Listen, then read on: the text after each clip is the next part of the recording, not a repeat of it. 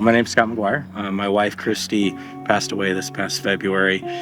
Obviously kind of a shock. We moved here from California about 2 years ago and just still getting adjusted. It's my middle daughter, Natalie, and my oldest daughter, Caitlin. And then we have two younger children that are preschool now. Emma is 4, and then Luke is just turned 2. So.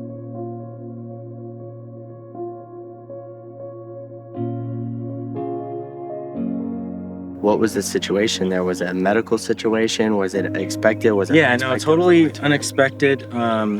We had gone to a church function the night before, stayed out kind of late, and then got home. And then I'd gone to work out with a buddy the next morning, and it was going to be Valentine's that following week. So I stopped by, got like breakfast and stuff, brought it home, and let her sleep in a little bit, and then went to check on her and found her in bed.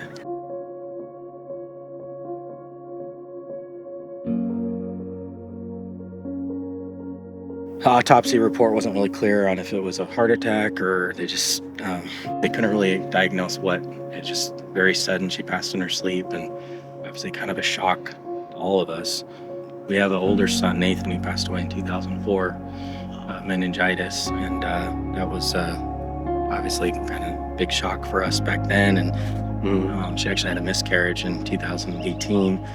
That was difficult. And then Emma was born the following year. And then Luke was a little bit of a surprise. He found out when we were trying to sell the house in California. Yeah, I think this last, 7, 8 months, we've kind of just been in shock in terms of like, okay, how do you rebuild your life?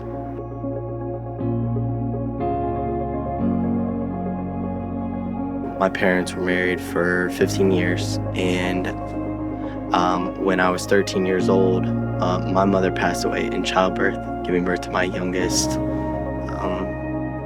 sister. And so very similar situation in terms of little kids in the house. You got a newborn, you got like a 4-year-old, and then all the way up to 13. I just remember the cloud that was hanging over us for multiple years. I mean, you recounting the story to us, I don't know if you're at this point yet, but you get to a point where you've told the story over and over and over and over, and you wake up every day and you hope that, hey, maybe it's just all a bad dream, and it's not. And my heart goes out to you guys. Like, I'm really glad that we found y'all, and that y'all have given us the opportunity to come into your home. Those are some life-changing events right there. And obviously I don't have all the answers to that stuff. I can empathize a little bit, but every situation is different.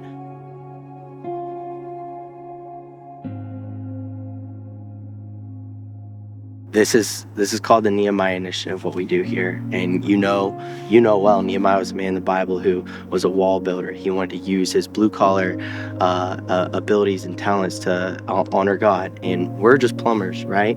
We got nothing special about us, but we're really good at that. And so we want to take that and we want to try to honor God with it and find people that have had some really tough situations, tough experiences, some deep stuff, and just help out any way we can. So tell me this, what are the most specific things going wrong in the home right now? All right. Well, I guess a few months ago we figured out that kind of like it was like a weird odor coming from the side of the house, and it was always wet over there. Couldn't really figure it out, and then kind of traced it back to where we figured out that it looked like there was, I guess you call it gray water from the dishwasher and sink in the kitchen, basically just flowing out the side of the house. And got a little backstory from a few people and figured out that the plumbing had been rerouted at one point because of a slope issue from one side of the house to the other. And it's a 1965 house, but when they put the basement in, it looks like some of the plumbing needed to be rerouted and then stop the slope correctly from flowing the way it was supposed to, basically. So it got rerouted around the side of the house, and it's just been like that, it looks like, for years. And it's obviously, I don't think it's up to code. It's kind of an odor issue, and definitely probably not something great for the foundation on the side of the house. That would be I think the main issue in the house. That is, and we went and took a look at it, and it's just dumping all the kitchen grease and all the kitchen water over there, and it's festering. It's a bacteria problem. Here's what we want to do for you today. You've obviously got a lot of big things in your life that you're working through right now, and we just want to try to ease the burden on the plumbing piece of it. I brought these guys in here. These plumbing problems are a big problem, but they're not a big problem for God. That's why He connected us, and they're not a problem for these guys either, because these guys are the best plumbers in town. We're gonna reroute that line inside your home, most likely use a pump system and get it over, and we're gonna get it tied back into the main drain system. While we're at it, your water heater is extremely old. I don't want that going out on you unexpectedly. So we brought a brand new state-of-the-art water heater.